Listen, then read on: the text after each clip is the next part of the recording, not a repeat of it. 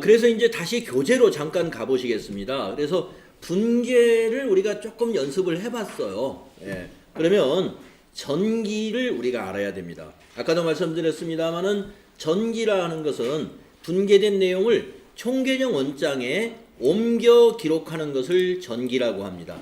예, 옮겨 적는다는 뜻이에요. 전기. 옮겨 기록하는 것을 전기라 하는데, 그러면 옮겨 기록하는데 원칙이 있다는 거죠. 그 원칙을 우리는 전기의 절차로 정리를 해놨어요. 반드시 알아야 됩니다. 여러분이 이제 분계 실력과 이 부기, 장부 정리 실력이 있느냐 없느냐를 테스트하는 문제가 이 전기 문제로 나와요. 그러니까 이 그림을 딱 주는 거예요. 이 그림을 딱 주고 이게 무슨 거래입니까 하면은 말로 딱 설명할 수 있는 거예요. 전기 해본 사람은 그걸 말로 설명할 수 있습니다. 여러분도 금방 이 그림을 보고 이걸 말로 설명할 수 있게 돼요. 그 능력을 키우기 위해서 우리가 전기 절차라는 걸 배우는 거예요. 자, 그러면 전기 절차 한번 알아보겠습니다. 자, 전기라는 말이 무슨 말이냐? 분계된 내용을 총계정 원장에 옮겨 기록하는 거. 자, 그러면 1. 분계할 때 기록된 분계의 해당 계정을 찾는다. 자, 분계할 때 기록한 계정을 찾는다. 옛날 부기로 할 때는 이제 그 캐비넷에서 총계정 원장을 꺼내다가 책상에 쌓아놓고 그 중에서 이제 찾아 나가는 겁니다. 상품, 상품 장부 찾고, 현금 장부 찾고, 이걸 계정을 찾는다 이거예요. 근데 지금은 다 디지털로 컴퓨터화, 디지털 자료로 되어 있기 때문에 컴퓨터가 찾는 거예요, 지금. 자, 두 번째, 차변 계정에 분계된 금액을 총계정 원장의 해당 계정 차변에 기입한다. 대변 계정에 분계된 금액을 총계정 원장의 해당 계정 대변에 기입한다. 이게 무슨 말이냐면 자기 자리에 갖다 기입해라 이런 얘기예요. 그 다음에 네 번째, 금액 앞에 상대 계정 과목을 기입한다. 요거. 금액 앞에 쓰는 계정 과목은 상대 계정 과목 기입하는 거예요. 자기 계정 과목은 기입할 필요가 없죠. 왜? 내 계정 과목은 여기 있잖아요. 내 자리에 있는 걸 왜 또 쓰겠어요? 상품에 와서 상품 쓰겠습니까? 쓸 필요 없죠. 장부 자체. 이 장부의 계정 과목이 상품이니까 상품 계정에다 상품 쓰는 일은 없어요. 그럼 뭘 써야 되겠어요? 상대 계정 과목 쓰는 거예요. 자, 그러면은 밑에 실습을 한번 해보겠습니다. 자, 상품 20만 원을 현금으로 구입하였다는 분계가 이렇게 된다. 이거 아주 지겹게 지금 오늘 해보고 있어요. 상품 20만 원을 현금으로 샀어요. 그러면 상품이라는 건 상품 매매업에서의 재고자산이란 말이에요. 그래서 재고자산이 증가했어요. 그래서 차변에 상품 20만 원 분계할 때 대변에 현금 20만 원 이렇게 분계를 해놓은 것을 옮겨 적을 때 잘 보세요. 옮겨 적을 때 자, 여기서 뭐라고 그랬습니까? 해당 계정을 찾아요. 그러면 상품을 기록하기 위해서 상품을 찾았습니다. 장부를 꺼냈어요. 그래가지고 차변에 적는 거니까 해당 계정 차변에 기입해야 되겠죠? 여기 20만 원 여기 딱 기입했어요. 기입했는데 그 앞에 계정 과목을 여기다 써놨네. 상대 계정 과목을 쓴다는 거예요. 그러니까 상품의 상대 계정 과목은 이거죠. 현금이죠. 그래서 여기다 현금이라고 쓰는 거예요. 그러면 이거 차변의 전기는 끝난 거예요. 차변 전기 끝. 그럼 이제 대변 전기 한번 해볼까요? 대변 전기. 자, 대변이 현금입니다. 그래서 현금이라는 계정을 찾아갔습니다. 자, 그쪽에다가 현금의 대변에다가 20만 원 기입합니다. 그리고 금액 앞에 쓰는 계정 과목은 현금 계정에 와서 현금 쓰는 일은 없어요. 상대 계정 과목. 현금의 상대 계정 과목인 상품이라고 기록한다 이거예요. 이게 전기의 원리입니다. 이게 전기의 원리예요. 그래서 여러분 시험에 낼 때는요, 이 사람이 전기에 대해서 이해를 하고 있느냐 하는 것을 확인해 보기 위해서 어떻게 시험에 낸다고 아까 말씀드렸냐면,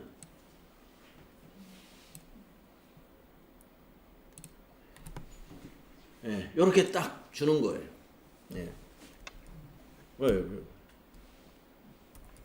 이렇게 그래서 1번 해놓고, 요 1번 그림의 거래는 무슨 거래입니까? 아래 보기 중 바르게 설명한 것은 이렇게 하는 거예요. 그래서 1번 뭐를 어떻게 했다, 2번 뭐를 어떻게 했다, 3번 뭐를 어떻게 했다, 4번 뭐를 어떻게 했다. 이 중에서 맞는 거래를 찾아라 이거예요. 그랬더니 현금 계정이네. 현금의 대변에 적었네. 현금이 늘었어요, 감소했어요? 감소했구나. 네. 근데 현금의 상대 개정 과목이 뭐예요? 상품이구나. 현금이 감소했는데 상품 때문에 감소했다? 그럼 그게 무슨 말이에요? 상품을 샀다는 말이구나. 거기에 맞는 설명을 찾으면 그게 답이 되는 거예요. 원장을 보고 그렇게 해석을 해낼 수 있어야 돼. 전자장부는 이렇게 안 생겼어요. 그러나 시험지에 기록할 때는 다 이런 식으로 기록합니다. 그게 일본에 가도 그렇고 중국에 가도 그렇고 미국에 가도 그렇고 다 종이에는 회계를 배울 때 다 이렇게 그려요. T자로 그리는 거예요. 근데 전자상으로 표시될 때는 차변, 대변 이렇게 써 있어요. 차변, 대변. 그러나 해석은 똑같은 거예요. 해석은. 자, 그것을 여러분이 연습해야 돼요. 앞으로. 그래서 지금 제가 요것만 딱 오려놨는데 반대로 요것만 딱 오려놔도, 요것만 오려놔도 방법은 똑같습니다. 새로 만들기. 만약에 문제에서 이 그림을 딱 보여놓고 이 거래에 대해서 바르게 설명을 한 것은 이랬어요. 상품 계정이네. 그러면 이제 상품이 자산이라는 걸 알아야 돼. 그래서 이제 오늘 그 표, 당좌자산부터 앞으로 여러분이 당좌자산, 재고자산, 유형자산, 무형자산 이렇게 나눠가면서 카테고리별로 이제 앞으로 외워 나가야 되는데, 상품이 여러분 오늘 나눠준 표에 보면 재고자산 쪽에 있을 거예요. 여러분 평상시에 재고라는 말 많이 쓰시죠? 재고. 그러면 한번 생각해 볼까요? 내가 만약에 옷가게를 하는, 도소매를 하는 사업자예요. 그러면 옷가게에 있는 옷은 재고입니까? 재고가 아닙니까? 재고죠? 그게 재고자산이에요. 자, 근데 옷가게에 사장님이 이제 컴퓨터도 사용을 해야 돼. 컴퓨터요. 그래가지고 컴퓨터를 말이죠. 노트북을 한 대 샀어요. 노트북을. 그래서 그걸로 이제 고객 관리도 하고 인터넷으로 상품도 주문하고 이런 걸 해요. 자, 그 옷가게 사장님이 업무에 사용하고 있는 그 노트북은 재고입니까? 재고가 아닙니까? 그건 재고가 아니에요. 그걸 재고라고 이 얘기 잘 안 하죠? 그건 비품이죠. 영업을 하는 데 쓰는 비품이에요. 사장님 비품. 사장님이 우리 재고가 지금 너무 많아서 아주 죽겠어. 안 팔려. 노트북이 안 팔린다는 얘기인가요? 옷이 안 팔린다는 얘기죠. 바로 그겁니다. 그러니까 여러분 그 계정 정리해서 우리가 재고자산이라고 하는 걸 딱 보세요. 다 그런 것들이에요. 판매하려고 가지고 있는 거, 그게 다 재고자산. 표에 정리된 거 보면 그런 식으로 이해를 해 나가면 이게 정리가 잘 됩니다. 자, 상품이 재고자산이에요. 자, 자산이니까 요 상품이 지금 여기 동그라미 1번 거래를 보면은, 동그라미 1번 거래를 보면 상품이 증가했어요, 감소했어요? 증가했죠. 상대 개정 과목이 뭐예요? 현금이죠. 그러면 이걸 어떻게 해석을 해요? 그렇지. 그렇죠. 그렇게 해석을 하면 돼요. 상품을 현금으로 구입했구나. 쉽죠? 예. 앞으로 안 쉬워요? 네, 쉬운 겁니다. 원리를 알면 쉬워요. 원리를 모르면 절대 쉽지 않죠. 근데 지금 원리를 알았잖아요. 무슨 원리? 전기하는 원리를 알았다는 거예요. 이 원리 꼭 알아야 됩니다. 이거 모르면 왜 시험이 이렇게 어려운지 반드시 알아야 돼요. 굉장히 중요한 원리입니다. 자, 그래서 이제 전기 연습을 해봐야 돼요. 이거 굉장히 중요하기 때문에. 자, 이제 전기에 대해서 배웠으니까 전기 연습 해봅시다. 전기 연습. 자, 시험지 1페이지와 아까 제가 나눠드린 거 1페이지와 2페이지를 보시고, 자, 여기서부터 하나씩 전기에 가도록 하겠습니다.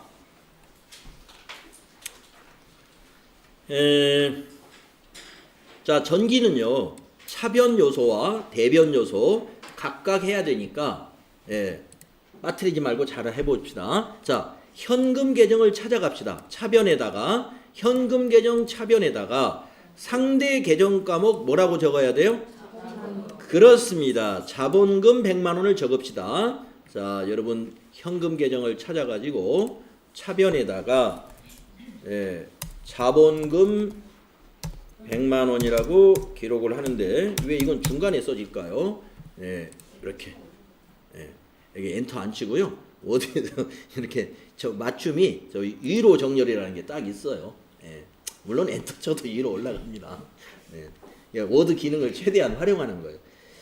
자, 저는 지금 이걸로 하니까 하고 여러분 펜으로 쓰시니까 여러분이 위치 잘 잡아서 하시면 됩니다. 자, 근데 뭔가 하나 빼먹은 게 있어가지고 제가 뭘 빼먹은 것 같아요? 우리가 또 전표 입력할 때요, 날짜가 꼭 필요한 거거든요.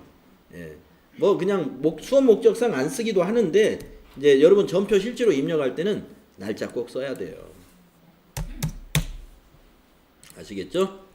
네. 그래서 앞으로 이제 여기다 간단히 쓸 때는요, 1월 1일을 이렇게 1/1 뭐 이런 식으로 쓰겠습니다. 네.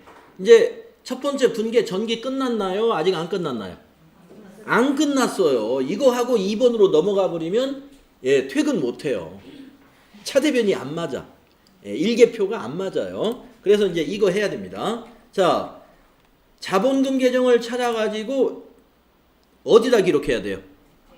대변에다가. 그렇지. 자, 자본금 계정을 찾아서 대변에 1월 1일 상대 계정 과목이 뭐예요? 현금 100만 원. 이렇게 장부를 쓰는 거예요. 이쁜 글씨로 이렇게 쓴다 이거예요.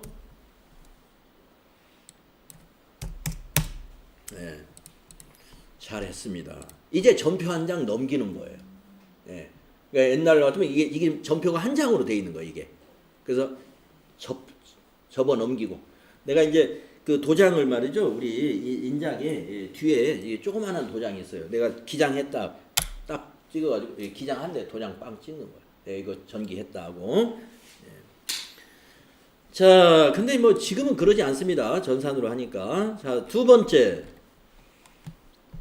1월 2일 차용증서를 요거 이제 분개했으니까. 자, 단기대여금 계정 찾아보겠습니다. 단기대여금을 찾아가지고 차변에 기록할까요? 대변에 기록할까요? 네, 단기대여금 찾아보세요. 단기대여금을 찾아가지고 차변에다가 날짜는 1월 2일이었어요. 상대 계정 과목이 뭐였죠? 현금 금액은요? 50만 원. 이렇게 기록하시면 되겠습니다. 자, 그런 요령으로 각자 한번 해보십시오. 각자 못하시는 분은 저하고 같이 하면 돼요. 여러분 지금 제가 너무 느리기 때문에 여러분 각자 하시라는 거예요. 두 번째 게 현금 계정 대변에다가 단기대여금이라고 쓰고 50만 원. 현금 계정 대변에 날짜는 1월 2일 단기 대여금이라고 쓰고 50만 원. 이렇게 적어야 돼요. 그러면 이제 1월 2일 거 끝났고, 그 다음에 1월 3일 거는 보통예금 계정 차변에 보통예금 계정 차변에 단기 차입금이라고 쓰고 70만 원. 보통예금 계정 차변에 1월 3일 단기 차입금이라고 쓰고 70만 원.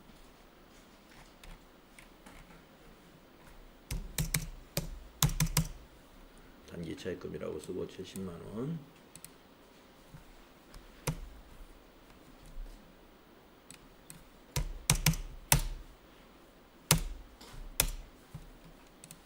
그리고 단기 차입금 대변에 1월 3일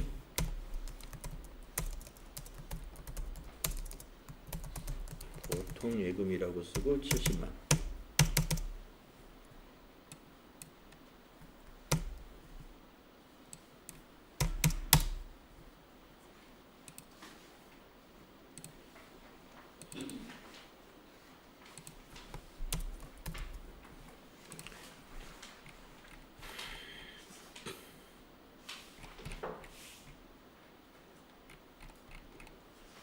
그 다음에 네 번째 거 급여 계정 차변에 보통예금이라고 쓰고 1월 20일 보통예금 3만 원. 급여 계정 차변에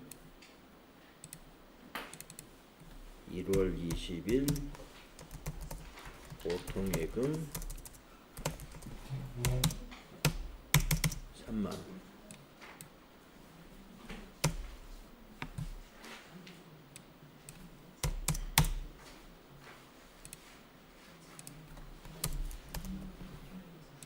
보통예금 계정 대변에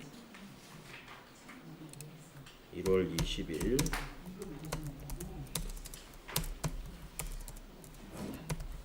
급여라고 쓰고 3만 원. 그다음에 1월 31일 현금 계정 차변에 이자 수익이라고 쓰고 5만 원.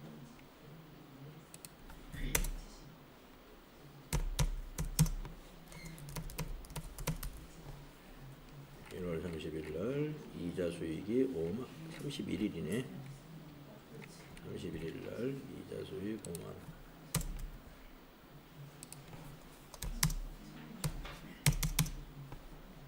이자 수익 계정 대변에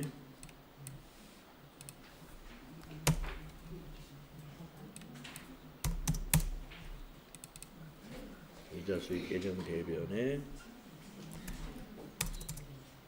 1월 31일 현금이라고 쓰고 5만 원.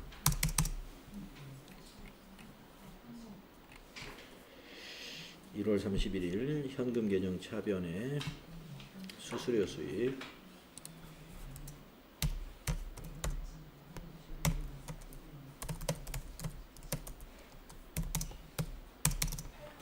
8만 원. 8만 원. 수수료 수익 대변에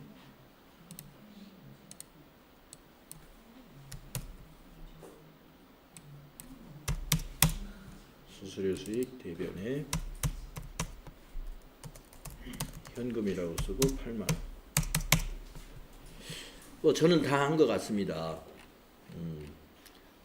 네, 여러분도 다 하셨으면 혹시 제 거에 어떻게 이걸 어떻게 하면 하나 면에 다 보이죠? 이렇게 해서 아이고 글씨가 전혀 안 보이네.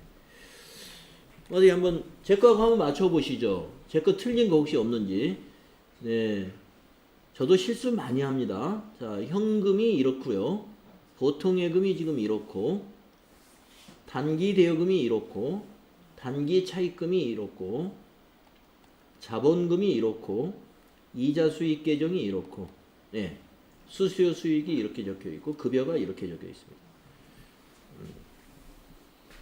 여러분 거하고 같습니까? 네, 그러면 다 맞았네요. 네, 다 맞았어요. 네. 자, 그러면은 또 질문 좀 하고 가겠습니다. 질문. 네.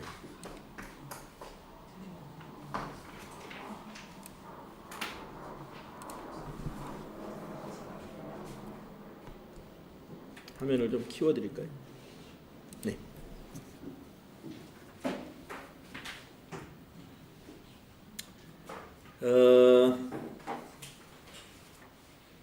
민경님 씨, 여기 앞에 계세요? 민경님 씨, 여기 저 현금 계정 원장을 보시고 1월 2일 이 거래가 무슨 거래예요?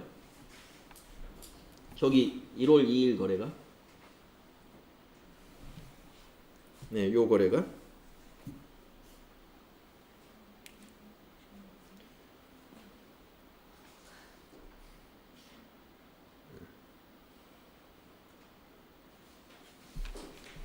현금 계정 대변에 50만 원이 적혀 있어요.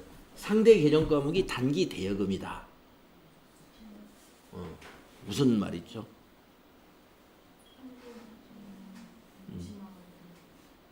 그렇죠. 현금 50만 원을 빌려줬다. 맞았죠? 네. 나중에 장부에 실제로 전표에 적을 때는요, 단기 대여금 괄호 열고 거래처 이름까지 써요. 예. 거래처, 만약에 송정상회다 그러면 단기 대여금 괄호 열고 송정상회 50만 원. 그러면 송정상회에다가 50만 원을 빌려줬구나. 또 적요에 만기일까지도 적어요. 장부 적을 때는 만기일 몇 년 몇 월 며칠. 몇 년 몇 월 며칠 날 회수하기로 하고 송정상회에 50만 원을 빌려줬구나. 이거 아주 약식으로 최소한 필요한 것만 쓴 거예요. 날짜, 계정 과목, 금액 이런 것만. 그 장부에는 적요라는 거 있어요. 거기에 대한 설명까지 넣는 거. 또 거래처라는 것도 적어요. 거래처 항목이 없으면 적요에다가 가로 열고 거래처를 적어요. 그래야 어느 거래처 빌려줬는지 알 수 있는 거죠. 여기는 최소한의 것만 적는 겁니다. 자, 뭐 이게 한 사람 알면 다 아시는 거죠. 네. 자, 그러면 이제 전기 여러분들 중요합니다. 예. 그래서 지금 한번 해보고서 이게 나 이제 전기 알았어. 이거 절대 안 돼요. 여기 그럴 수 있는 분은 한 5분 정도는 그럴 수도 있을 것 같아요. 네, 나머지 한 15분 정도는 노트에다가 한 번 이상을 또 해봐야 된다. 분계를 써놓고 내가 이렇게 갖다 옮겨 적어봐야 돼요. 직접. 네. 자, 그러면 전기에 대해서 알았습니다. 네, 알았다기보다는 이제 전기 연습을 많이 하셨어요. 자, 그러면 이제 다음 교재 내용으로 한번 볼까요? 네. 자, 여기까지가 뭐냐면은 일상적으로 하는 일입니다. 네, 그러니까 한번 지금까지의 그 회계의 순환 과정을 다시 한번 여기다 정리를 해 볼게요. 자, 우리가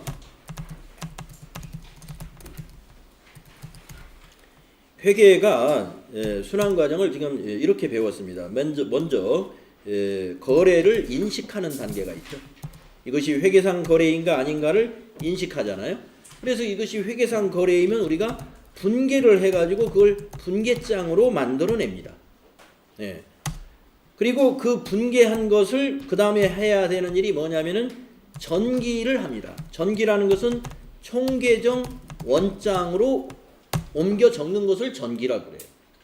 그러니까 여기까지 우리가 지금 실습과 정리를 했는데 이 일이 말이죠. 이 일이 일상적인 일이다 이겁니다. 무슨 얘기냐? 출근하면 매일 하는 일. 출근하면 이거 항상 매일 해요. 일상적인 일. 일상적인 일입니다. 그리고 지금 이제 나오는 결산이라 하는 것은 이제 결산 시기, 기말에 하는 거예요. 이것을 매일 하는 거예요. 거래인식 분계하고 총계정 원장에 전기하는 작업을 일상적으로 반복하는 것이다. 네. 자, 그러면은 이제 그 다음이 뭐냐면은 결산을 하는 겁니다.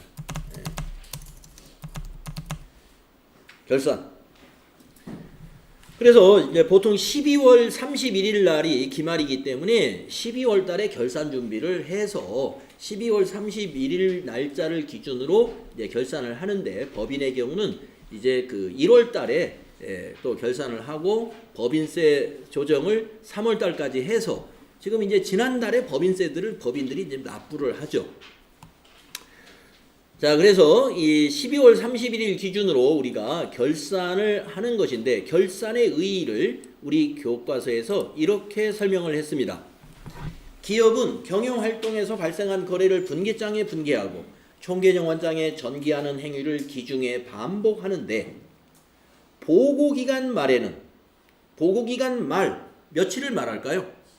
12월 31일을 얘기하는 겁니다.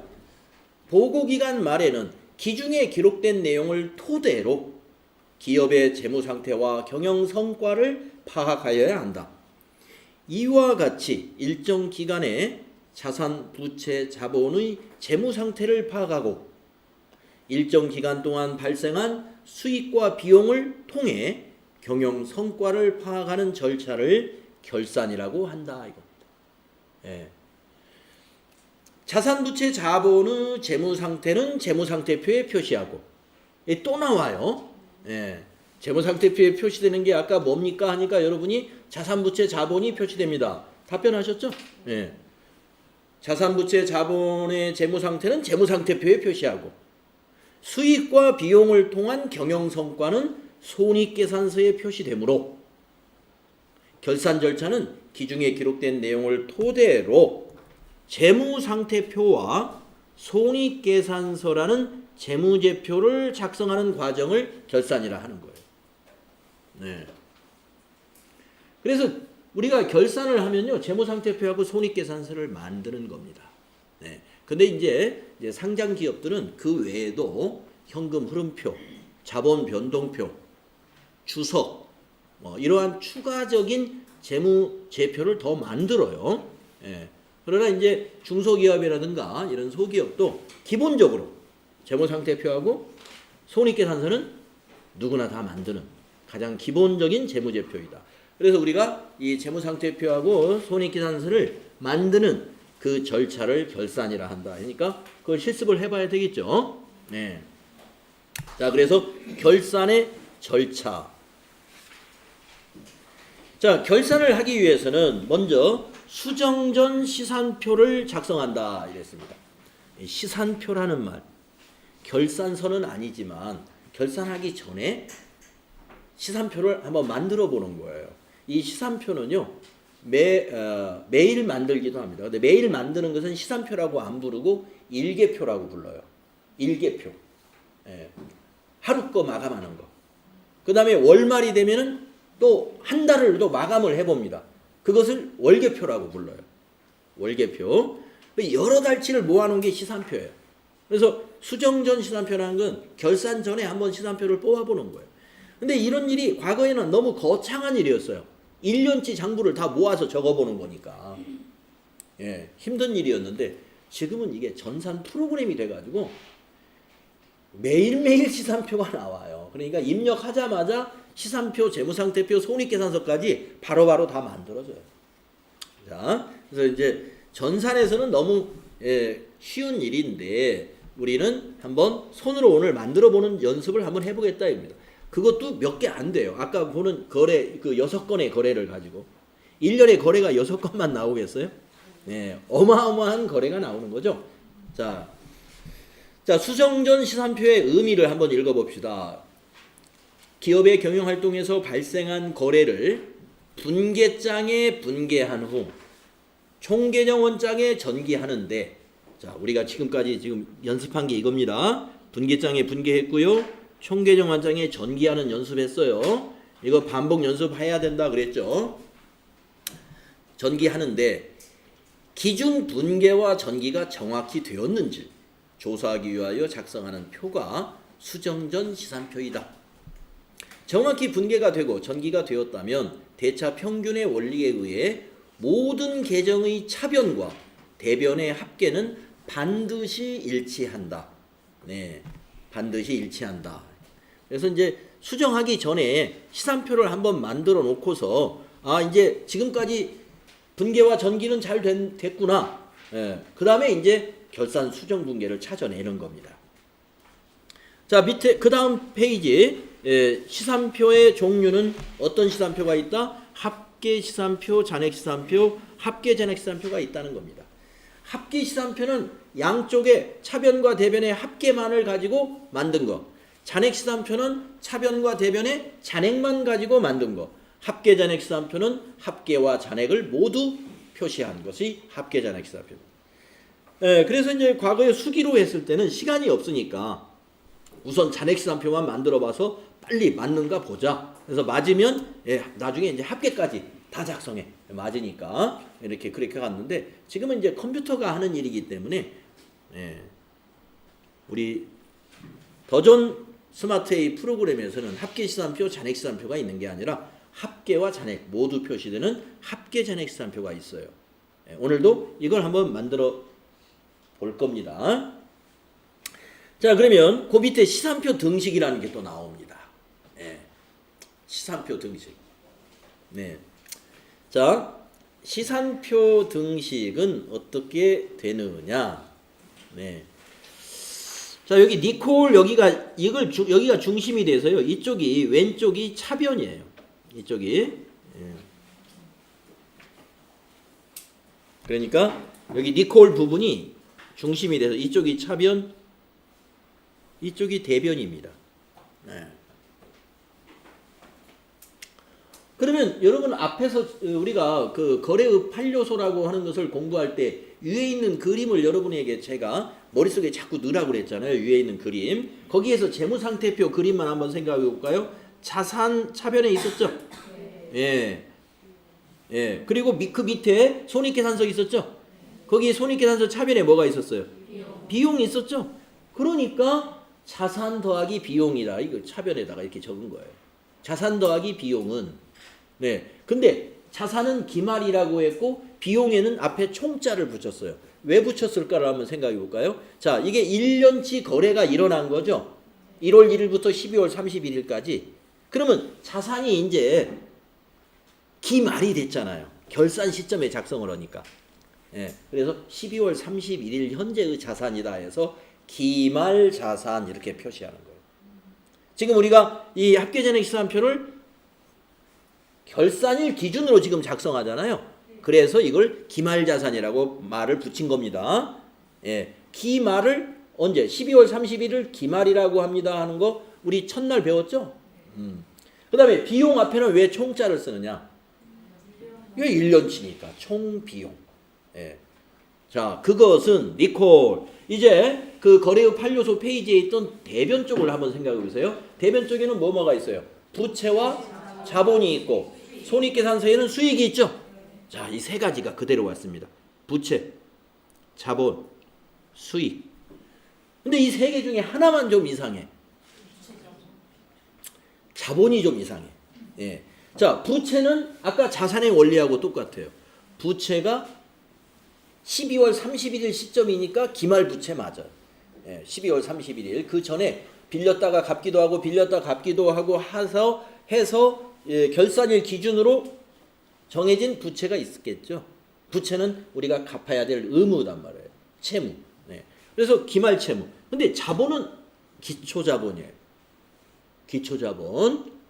왜 자본은 기초자본이냐? 수정전 시산표에는요. 자본이 기초자본이 표시되어 있어요. 지금 결산이 끝났어요, 지금? 안 끝났죠? 지금 결산하려고 시산표를 만들어서 전기와 분계가 잘 되었는가 확인하려고 하는 거죠. 그래서 시산표 등식에서 자본은 기초자본이다. 그러면 이게 언제 기말자본으로 바뀌느냐? 결산이 끝나야 돼요. 결산이 끝나서 손익계산을 해보면 이익이 난 게 있겠죠. 이익이 난 것이 이익잉여금으로 해가지고 자본으로 더해져요.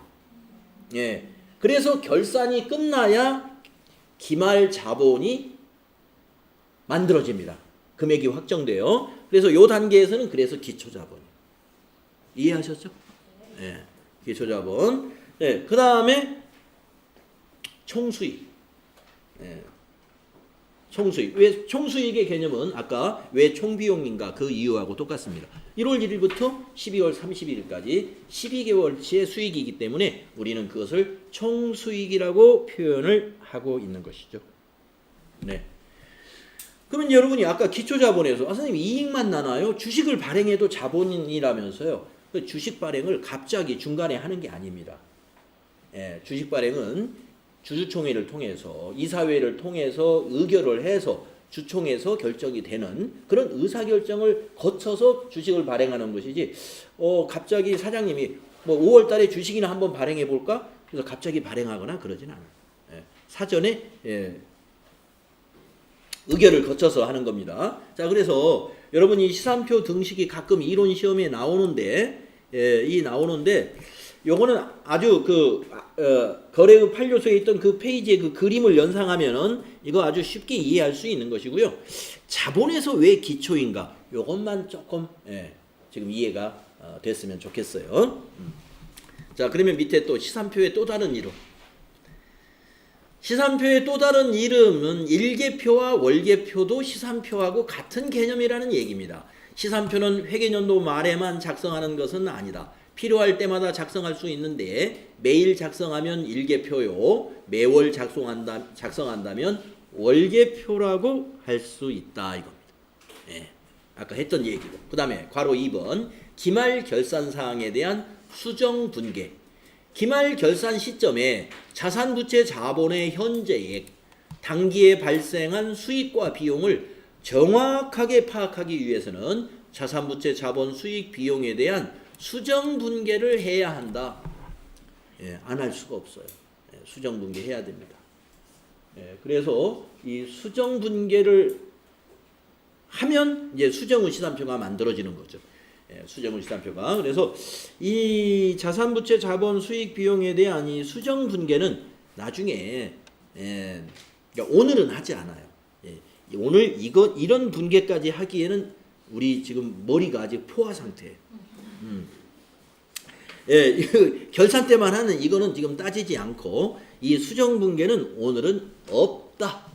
이번 연습에는 없다 해서 그냥 수정 분계 없이 바로 시산표를 가지고 손익계산서 재무상태표를 바로 만들어 버릴 거예요. 수정사항이 없다고. 그러니까 약식으로 하는 거예요.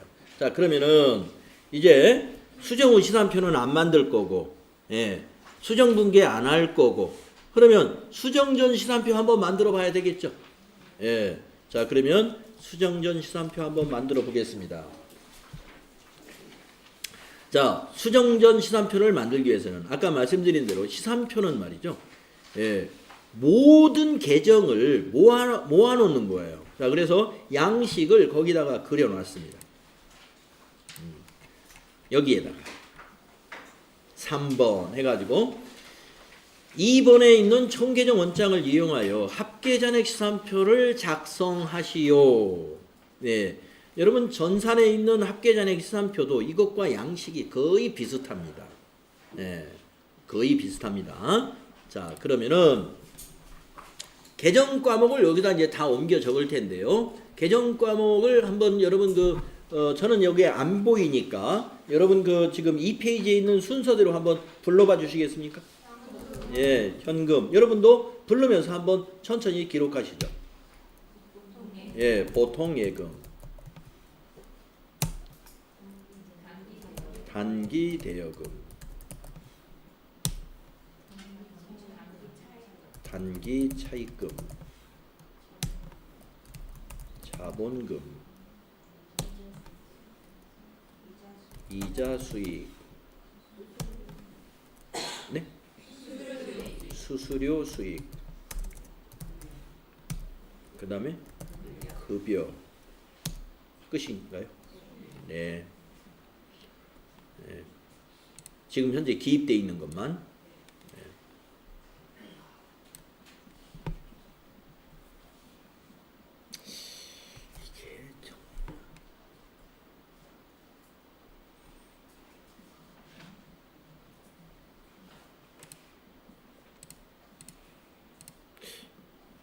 중등하게 하는 게 없나?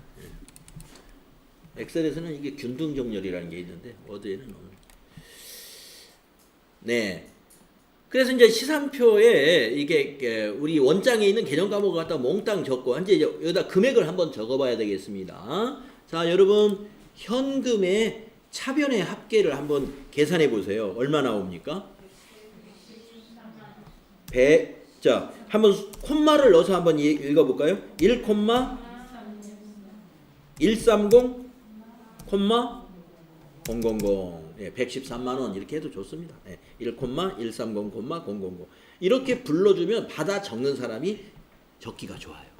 예, 1,130, 000. 자, 대변의 합계 한번 적어보시겠까요? 50만 원, 500, 000.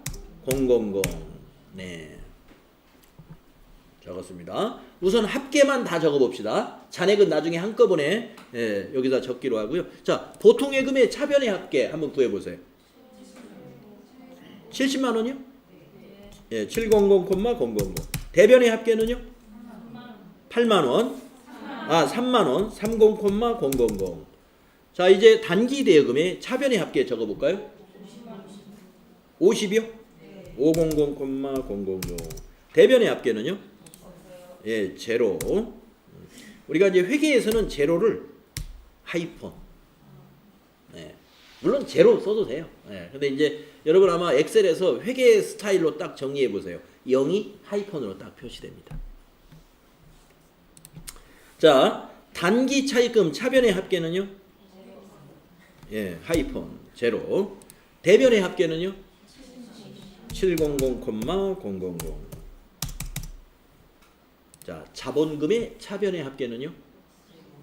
예, 제로. 자본금의 대변의 합계는 100, 000. 100만 원. 자, 이자 수익의 차변의 합계는요? 제로. 대변의 합계는요? 5만 원. 50, 000. 자, 수수료 수익의 차변의 합계는요? 제로. 대변의 합계는요? 80, 000. 급여의 차변의 합계는요? 30, 000. 대변의 합계는요? 제로. 합계만 차변 대변을 다 옮겨 적었어요. 지금 시산표가 이렇게 모두 모아 적는 겁니다. 이제 잔액을 적어 보겠습니다. 많은 쪽에 적는 거예요. 잔액을 적을 때는 많은 쪽에. 자, 현금이 차변이 많죠? 그러니까 차변에 잔액을 적는 겁니다. 많은 쪽에 적으세요. 예. 자, 그러면 계산기로 자, 113만 원에서 50만 원 빼보세요. 얼마입니까?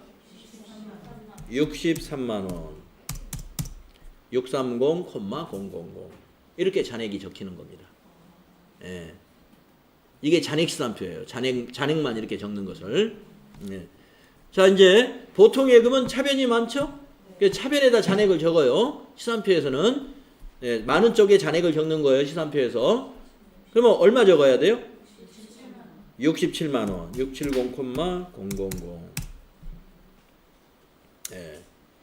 그 다음에 단기 대여금은 차변에 50만 원 잔액이 생기겠네요. 차변에 500, 000.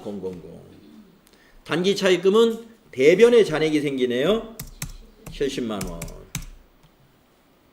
자본금은 대변에 잔액이 생깁니다. 1, 000, 이자 수익은 대변에 잔액이 생깁니다. 50, 000. 수수료 수익도 대변에 잔액이 생깁니다. 80, 000. 급여는 차변에 잔액이 생깁니다. 30, 000. 합계잔액수산표의 잔액은 많은 쪽에 잔액이 기록된다. 가르쳐 주시고 알고 계시고요. 여러분 숫자를 기록할 때는요, 이게 자릿수를 이렇게 손으로 기록하실 때, 저는 지금 워드에서 막 가운데 정렬이 되어 있는데 숫자 가운데로 쓰는 거 아니고요. 이게 자릿수를 맞춰서 1의 자리, 10의 자리, 100의 자리, 1000의 자리 자릿수 맞춰서 써야 되고, 여러분이 혹시 워드 프로세서에 이와 같이 숫자를 기록한다 하더라도 입력할 때는 우선 뭐 하더라도 나중에 정리할 때는 이와 같이 저처럼 오른쪽 맞춤을 해서 적당하게 오른쪽 여백을 주어서 이렇게 숫자를 입력해야 됩니다. 워드 프로세서로 숫자 입력한 보고서를 만든다 하는데 숫자가 막 가운데 정렬되어 있고 이건 회계를 전혀 공부하지 않은 사람이에요. 회계 좀 안다 그러면 그렇게 인쇄를 해서는 안 됩니다. 엑셀은 여러분이 숫자를 입력하면 자동으로 어떻게 돼요? 오른쪽으로 다 맞춰집니다. 자동으로. 왜 오른쪽으로 자동으로 해놨을까요? 숫자는 원래 오른쪽 정렬하는 거니까. 그런데 그거를 엑셀에서 그냥 자동으로 오른쪽 정렬이 돼 있는데 그걸 일부러 가운데 정렬을 해가지고 보고서를 만들어요. 그건 전혀 감이 없는 보고서예요. 엑셀에서 숫자 입력할 때 가로 오른쪽 정렬이 왜 되는지 아시고. 자, 워드로 할 때도 꼭 이렇게 여러분 하십시오. 네, 자 그러면 밑에 이제 합계를 구해 보겠습니다. 네, 자 우선 잔액의 차변에 잔액의 합계를 먼저 구해 볼게요. 벌써 계산했어요. 네, 암산이 빠르시군요. 네, 이렇게. 네. 여러분 계산 능력, 계산기를 잘 두드리는 능력이 있어야 됩니다. 시험 볼 때 계산기 지참이에요. 1830,000. 핸드폰에 있는 것은 못 쓰게 해요. 시험 볼 때. 핸드폰은 시험장에 가면 다 가방에 넣으라고 합니다. 꺼서. 그래서 이제 손계산기. 손계산기를 쓰는 사람도 있고 이게 좀 위험하긴 한데 여기에 있는 이 PC에 있는 요 계산기 이걸 써도 되긴 됩니다. 이걸 쓰는데 이걸 권장을 안 해요. 이걸 쓰면 자꾸 감독관이 괜히 와서 자꾸 더 봅니다. 이 사람 혹시 커닝하나? 왜냐면 이거 프로그램 실행하다가 뭐 포털 사이트 네이버라든가 이런 거 검색해가지고 거기서 무슨 개념 과목 찾아본다든가 이러면 어떻게 해요? 그러니까 이걸 쓴다고 해서 부정행위는 아닌데 안 좋아합니다. 전 감독관이. 그래서 계산기를 가져오세요라고 수험표에 아예 써 있어요. 계산기 가져오세요 하고. 근데 내가 그날 계산기를 진짜 무슨 일이 있어도 못 가져갔다 그러면 감독관한테 여기 보조 프로그램에 있는 여기 계산기 써도 돼요? 그러면 쓰십시오 하면 쓰면 돼요. 그냥 막 쓰면은 잘못하면 괜히 오해받아가지고요 까다롭게 저기 할 수가 있으니까. 왜냐하면 그 회계 프로그램 외에 다른 걸 절대 실행하면 안 되거든요. 자, 그래서 그렇다고 해서 뭐 무지하게 어려운 계산이 나오는 거 아니에요. 간단한 계산인데 우리가 긴장을 하면 이게 계산이 잘 암산이 안 되거든요. 머리가 그냥 먹먹해질 수가 있어요. 그러니까 계산기 가지고 가서 차분하게 계산하시면 됩니다. 자, 차변의 합계의 합계를 구해볼까요? 이건 좀 계산이 벌써 계산했습니까? 자, 계산하신 분 236만원 2,360,000. 다른 분도 진짜 그렇게 나오는지 한번 보세요. 자, 그러면 이제 대변으로 넘어가서요. 대변의 합계가 얼마 나와야 될까요? 똑같이 이게 나와야 돼요. 2360이 나와야 돼요. 236만 원이 똑같이 나오는지 계산해 보세요. 진짜.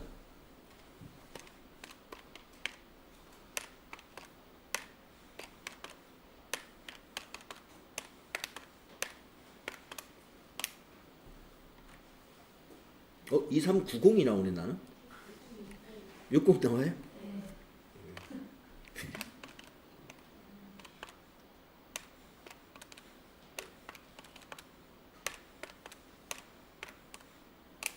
아, 2360.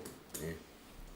뭐, 틀림없이 그렇게 나오겠죠. 그래서 2,360,000이 똑같이 나와야 되고요. 대변의 잔액의 합계도 반드시 이 금액이 나와야죠. 183만 원. 나오나요? 네. 여러분도 분계와 전기가 정확하게 잘 된 겁니다. 예, 분계와 전기를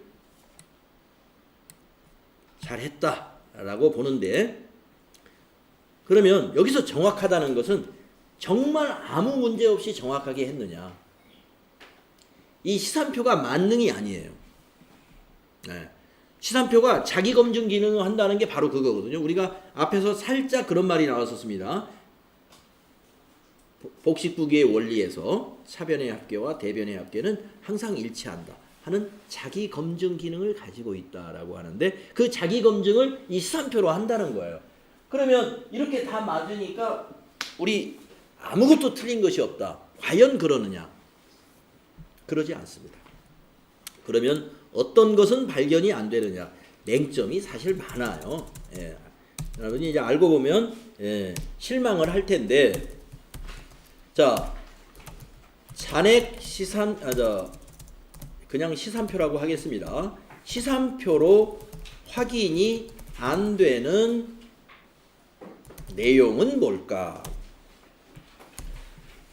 우리가 시산표로 분계와 전기가 잘 되었는가를 검증한다 그러는데, 이거 안심을 해도 되느냐? 안심 못하는 겁니다.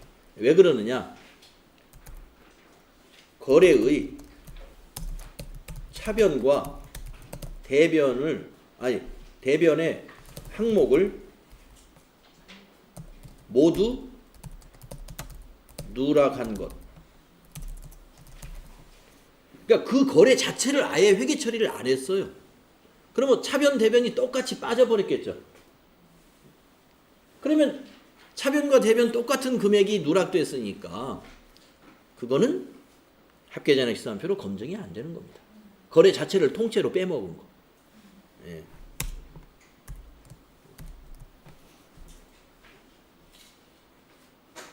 또 뭐가 또 확인이 안 되느냐?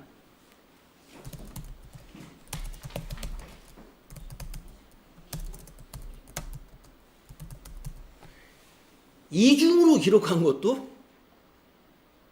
발견이 안 됩니다. 왜? 차변에 같은 거래인데 두 번 기록을 했어요. 차변도 두 번, 대변도 두 번. 예, 그렇게 했다면 합계잔액 시산표가 발견 못해요. 왜냐? 차대변이 똑같거든요. 그렇게 해도. 예, 그러니까 결국에 통째로 빼먹은 거하고 2중, 3중으로 기록했다면 그거는 시산표가 발견할 사항이 아니다 이겁니다. 그럼 뭐만 발견한다는 얘기예요? 차변과 대변 중에 어느 한쪽을 빼먹은 거. 차변과 대변 중에 어느 한쪽을 동그라미를 하나 더 치거나 하나를 덜 친 거. 금액을 잘못한 거. 이것만 발견이 돼요. 네. 실망스럽죠? 네. 이것까지 발견이 됐으면 좋겠는데 이거 한계죠. 기계가 할 수 있는 거예요. 한계. 네. 그래서 세상에 완벽한 거는 없어요. 어떻게 사람이 입력을 안 했는데 어떻게 컴퓨터 프로그램이 그걸 찾아냅니까? 못 찾아내죠.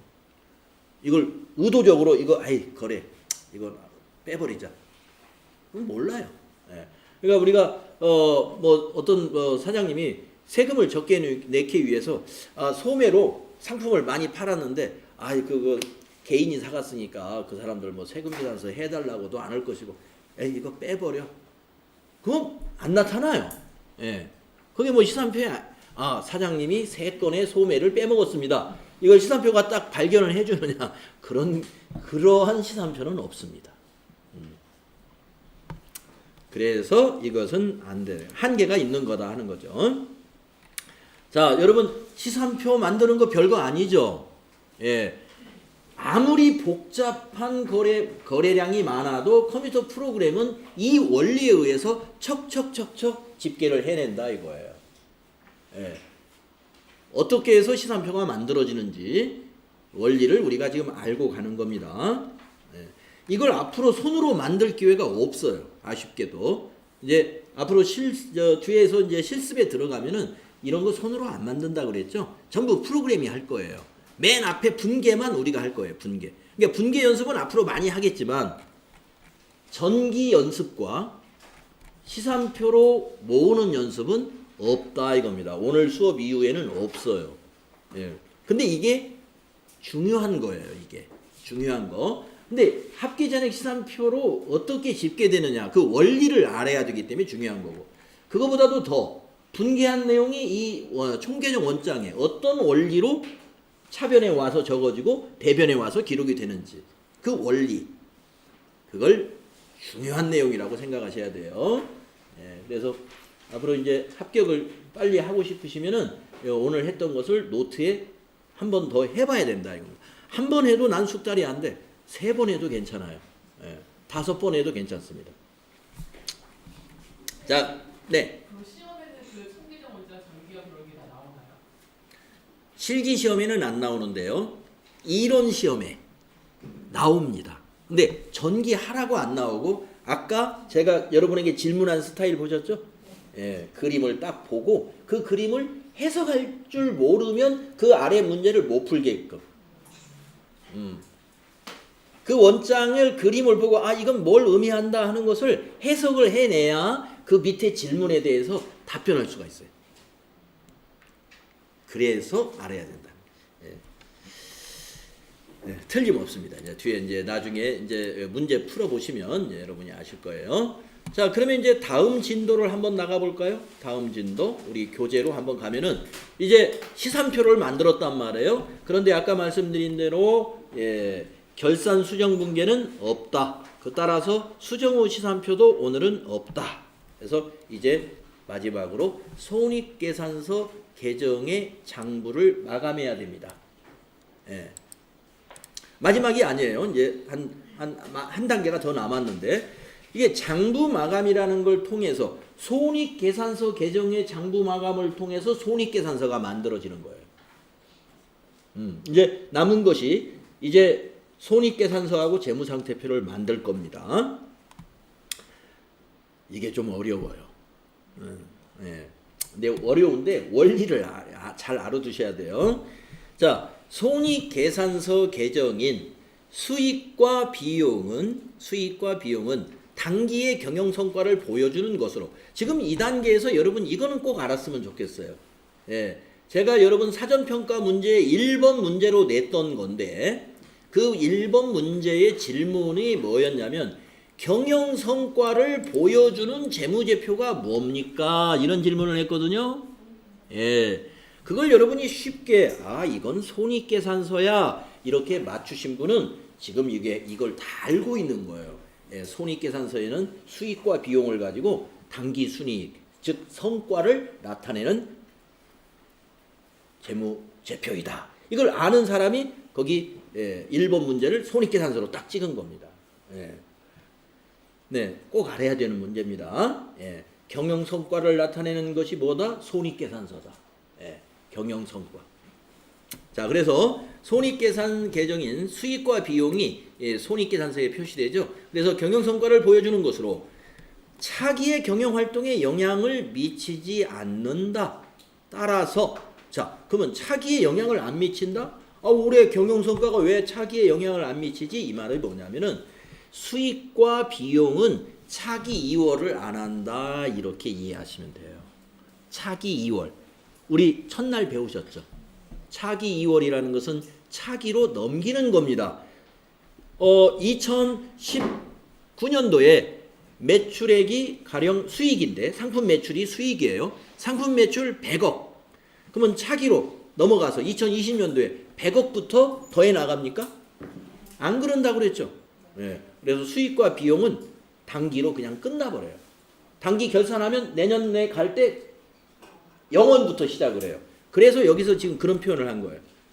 차기 경영활동에 영향을 미치지 않는다. 따라서 수익과 비용 계정 잔액은 손익 계정을 설정하여 0으로 만들어버리고 마감을 하는 것이다. 이겁니다.